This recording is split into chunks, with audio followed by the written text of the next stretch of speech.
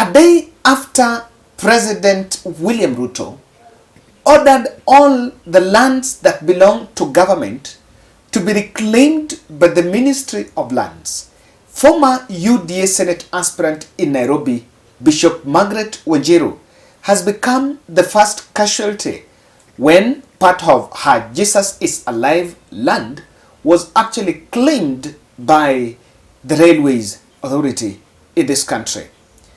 And just how is this the clamor for land in Kenya Kwanza administration? Because this happens a day after Lands CS Alice Wahome was detained in her attempt to retain, or rather to reclaim, some land in Loresho. And in a very shocking incident, goons went and locked her up when she had gone to spearhead that exercise. Welcome to The Bold. And in this podcast, I want us to look at the state of William Ruto and church after the general election, and why the perception of betrayal is going to crumble Kenya Kwanza down. This is what is happening. In the run-up to the last general election, William Samoei Ruto used the church as a campaign platform. But of course, I understand he never visited Bishop Wanjiru's church. And when Ida Odinga, at just some few months, just 2 months to that general election, went and questioned and actually made a statement that some churches needed to be regulated, the whole narrative was spinned that if Raila Odinga will become the president, all the churches will be closed. And I vividly remember Rigathi Gachagua speaking about this somewhere, while Kenya Kwanza Brigade pointing out that Ida Odinga would actually close churches if Raila was to become the president. Ati wako na njama ya kufunga makanisa fulani, lakini mimi nataka niwahakikishie nchi ya Kenya itazidi na kuwa ni nchi ambayo inamcha Mungu. Nchi ya Kenya itaendelea kuungana ili tuweze kujenga sehemu zetu za kuabudu Mungu, na hakuna kanisa itafungwa katika taifa letu la Kenya. Na wale wote wanaopanga hiyo njama. And despite of Kenya Kwanza riding on this, the city preacher is at pains to explain and to just comprehend how a government she campaigned for in Nairobi has actually turned against her, and how she actually the person that campaigned for William Ruto in this city. Margaret Wanjiru's speech is here, and she even had to cut short that speech. Kupiga na kutuharibia mali yetu, wameharibu vitu zetu, wametunyang'anya masimu, wametuumiza ile kabisa. Sasa mimi nataka kusema hivi, hii serikali ya Kenya Kwanza ndio tulipigania. I'm one of the chief campaigners of Kenya Kwanza government. I'm among the very first people that started selling and campaigning for His Excellency William Ruto. Truly, I wasn't campaigning to be repaid like this. I wasn't campaigning for land grabbers to come and start claiming that our church properties are their properties. We cannot lose properties in this country. Na ni wengi wamekuja wanasema ni NIS, wengine wanasema ni DCIO, wengine ni polisi, ni wengi. So definitely government is involved, and it is sad, very sad, that this is the government that we campaigned for. I'm yet to believe that they can do this to me. I'm the one who sold Kenya Kwanza, UDA in Nairobi County. I'm the one who gave them a platform. Leave alone that, I'm the one who gave them a vision for Nairobi. And today, look at what we are suffering. Ukiingia huku ndani kumejaa polisi, and they are all armed. Wametunyang'anya vitu zetu, wamechukua simu, wametupiga. I have to go to hospital. Sasa hivi nimekunywa painkillers ndio nifike hapa. So I have to rush to hospital kujaribu kuona vile nitatibiwa miguu na mikono. It is sad. It is very very sad. Pengine tu Bishop, unaweza tueleza wamekubainia kiini hasa cha kwa? Hapana, hakuna mtu anatuambia wanafanya nini, wanasema tu wametumwa na MD wa Railways. Na MD wa Railways ajue, hapa hakuna property ya Railways. Na MD wa Railways ajue, kuna Mungu mbinguni. Bila mnasemanga nyinyi kwa serikali kuna Mungu mbinguni, hata kwetu kwa makanisa kuna Mungu mbinguni. If anybody in Kenya Kwanza government can dare touch my properties, je, na wale raia wenye hawana mtu wa kuwasaidia? Wale raia wenye hawana mwenyewe? If Jesus is alive ministries is under attack today, how about the common mwananchi? Tutahamia wapi? Tutaenda wapi? Serikali yetu yenyewe ndio inatupiga. Where are we going to go? Where are we going to run? Mimi mwenyewe nimesalimia watu wa DCIO hapa nikawaambia karibuni mtu wakole.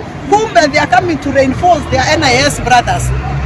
Alafu wakaitana wengine. So you can really see tumefika place where sisi ndio hatuna mtu wa kutusaidia na mahali ya kukimbilia. Lakini kuna Mungu mbinguni, wacha tuone what they can do. Wamebomoa huko nyuma, kuna ukuta wanabomoa huko hata saa hii, waimesimamiwa wanabomoa. Wabomea huko na walikuwa wamekuja tena tarehe 10 mwezi wa February. Wakaanza kubomoa from the start. Sasa na sisi tulikuwa na harusi, kanisa ilikuwa imejaa watu. The wall that you are mentioning, pengine Bishop, is it the same wall that you moved to? Yes, it is the same wall, and it is the same wall that they had demolished my wall to put their wall. So now they are coming to demolish again, and it is because the court case is coming up, so they are trying to protect themselves. Ati hawajafunga njia. Unajua jaji hakuja kuona amerule nini, so they are coming out, they are trying to cover up themselves. Which one to one? Hata mbinguni kuna sheria, wacha duniani, hata mbinguni kuna sheria. Guys, I have to go to hospital. Mheshimiwa Mwago is here with us. So, nimekuja hapa leo na hii attack imehappen hapa Kiabu. I think I want to be very categorical in this video here. I don't subscribe to an understanding that if a land belongs to government and it's in possession of a Kenya Kwanza MP or a Kenya Kwanza leader, then government doesn't have audacity to go for it. And Kenya Railways is claiming part of that, Jesus is alive. However, I understand that the church establishments, specifically church establishments within towns, especially in Nairobi, has been facing eviction. And even if you leave aside this one of Margaret Wanjiru, for more than 5 years, city preacher Pastor Nganga has been at loggerheads with government over attempt to grab part of Neno evangelism. And remember, that Pastor Nganga's land and this one that belongs to Margaret Wanjiru, all of them are being claimed by Kenya Railways, I think along the Haile Selassie Avenue. And if you listen to this sound bite here, Pastor Nganga also confirming that he has received requests, calls that the land where he is allegedly belongs to Kenya Railways and Kenya Railways wants that church to be demolished.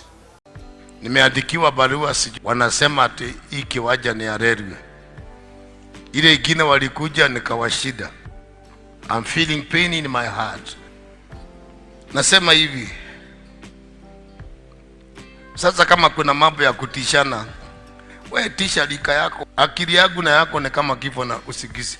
Wewe umetoka shule juzi, mimi nikiwa nimemaliza mkokoteni. Unajua hata hawa wako kwa government tuliongea nao na wakaniambia hii kiwanja ndio inafanya usukumwe. Do what you want. Sometimes you are misleading this nation. Naongea kama mtume, chief. Uchumi ni baya na mnatumia hizo pesa vile mnataka. Mnaongezea uchumi huko, mnaongezea pesa huko, mnaongezea vitu huko. Na mtu akiwaambia mnafuga kanisa, si muje mfuge. Si mfuge. Mfuge, stupid. Nikuta nikihubiri, nitaongea na nitasema what is right, I will speak that. I swear before God. Some of you guys, you are misleading this nation. Na chuma kiko jikoni. Chuma kiko jikoni. Na naongea kama mtume. Huyo gai mwathakanake ni ako mtengura. Huyu Mungu mnacheza naye atawatoa kwa jiko. It is too much. Muongeze nyinyi wenyewe zenyu, huku mnatuongezea pesa zingine. Of course, we do not have the nitty-gritties of that land, or whether some part belongs to Kenya Railways or the two pastors. But I know there is some consistency. Kenya Kwanza has been maintaining that there are some structures that are within town that should be moved out of town. And what would make the churches be left if there is a prison in Kitale that President William Ruto insisted in restructuring Kitale town? That prison needed to be moved in the suburbs of the town so that that land is left for some affordable housing. The same strategy, or the same school of thought, has also been suggested somewhere in Kisumu. For those who know Kisumu, Kisumu Girls is just around Kisumu town. The Kisumu Girls and Kisumu Boys. Kisumu Boys. So, those two schools have also been facing the same fate, with the suggestion that they should be moved outside the city so that that space can be used for some more productive things, because that land is prime. Partly I agree with that school of thought that of course it's in some prime land. But what is the whole essence, and where people normally draw the line is the fact that some of these things are done, against the law. If you listen to what Wanjiru is saying there, Margaret Wanjiru is saying there, that she seemed not even to have an idea. She went there was NIS. The policing of the whole exercise points out to some sinister motive. But then, what is the state of a relationship between William Ruto and the church? Contrary to the way, and if you remember, in the run-up to the last general election, and even at inauguration, the evangelicals believed that for the first time, Kenya, the church had produced a candidate. For the first time, the spiritual kingdom had actually put a president on power. And most of us complained about over religionization of government. It was being overdone. And you will not even think that at one point, you'll even see a headline of a church being demolished. That one by Margaret Wanjiru is not the first one. If you look at all these demolitions, in Kakamega, there was a demolition. It touched on land. Same to Mavoko, demolition. It was also on some churches also. So it has been going on and emerging as a clamor of land. Let me tell you, do you know that Kenya Kwanza seems to have dropped those evangelicals? Those M-Pesa bishops are no longer getting the president's attention. And what Kenya Kwanza is now doing, they're shifting to the mainstream churches.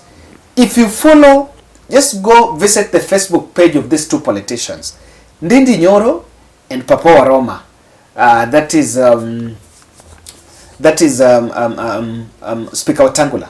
They have been attending functions, Catholic functions across the country, of course running some donations here and there. Rigathi Gachagua has also been close with the Anglican Church, and I remember recently in Embu, is it Embu or Embu? It was Embu, when there was a biblical school to be launched. The Anglican Archbishop Ole Sapit tagged along Rigathi Gachagua. So, contrary to what I thought, I saw it clearly that William Ruto seems to have dropped those evangelicals, and that is why the outcry about this is not even going anywhere. So I saw someone making a joke that just a week after we hosted Benny Ing here, okay, that preacher, and I can't even remember the name, because I never followed it and I didn't analyze it. I intentionally decided to keep off that. So we are then demolishing other churches. Number two, the clergy that converted their podiums, their pulpits as political podiums, must learn to separate the two. They are separate. There's some politicians, there's some clergymen that when you see them talking in political rallies, you don't even, you get confused. Are they politicians? Are they members of the clergy?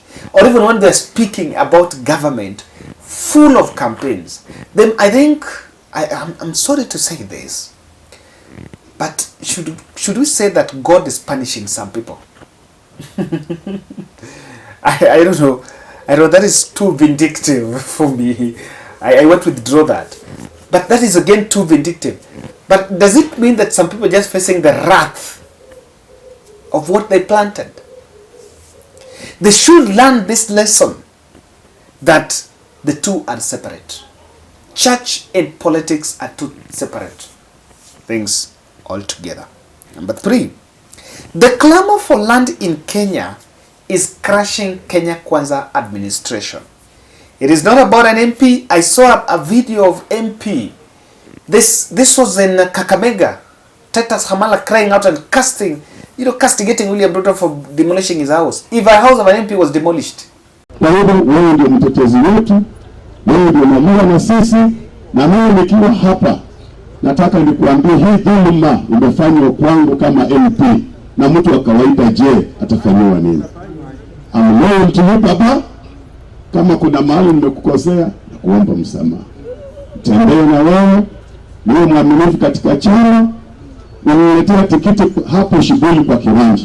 Sikutafuta hata tikiti, nitakufanyia kazi. Sitapeleka mtu mahakama. Asira ambayo niko nayo nitaipeleka kwa kuuza chama cha ODM. Hapo nitapeleka pesa. Nao mimi natangaza ni ODM. Na mimi ni mtumishi wa Mungu. Nazama lobaka mkaba force. Amama lobaka mkaba hizo. Mungu wewe kwa mimi tunazungumza. Nazama lobaka mkaba. Mungu wangu.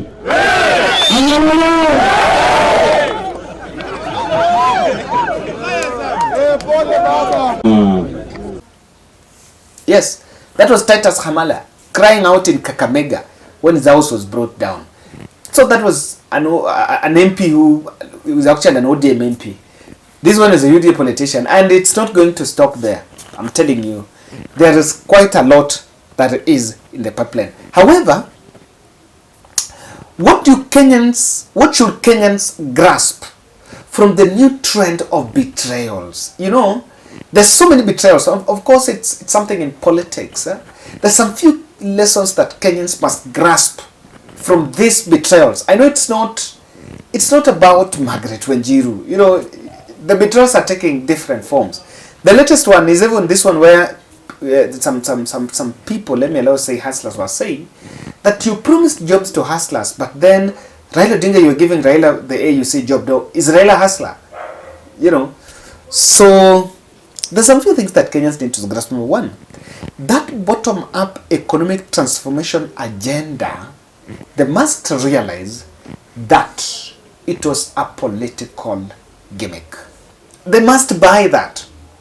And so, why you need to learn that, so that when next time a politician comes with a rider, bottom-up, hatupangwingwi, you must make sure that your conscience is so clear, so that you don't make judgments on that. And that is something that Kenya Kwanza administration is going to bring to the political discourse in this country.